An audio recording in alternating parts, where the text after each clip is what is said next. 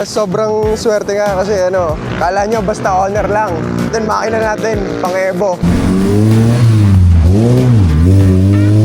Hindi ko alam kung ano mangyayari pero ingat na lang sa mga makakasabay sa daan.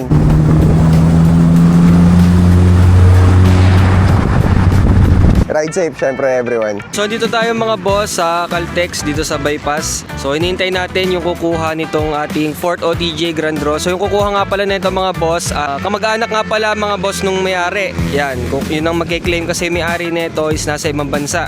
Ian, pamangkin ng nanalo nung OTJ natin.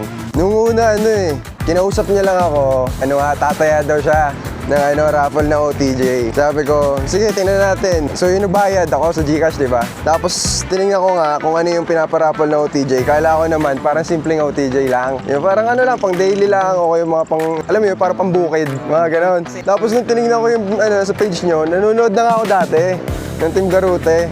So, pinapanood ko to yung Team Garute, nakikita ko na to dati pa Tawag siya sa akin, sabi niya, Ian, nanalo ako. Woo! Sabi niya sa akin gano'n, sabi ko, ayos, sobrang swerte. Subukan natin, pre. Subukan natin. Inuulutan sa iyo yung apache mo Kaya nga.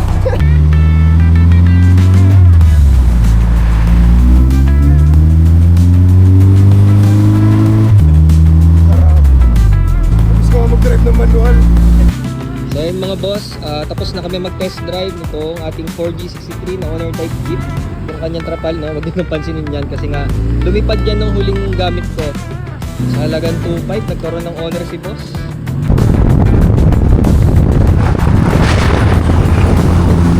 Moment that he knew he fucked up. Nakuha na! Tumigil kanina Kita ko. Ay, tas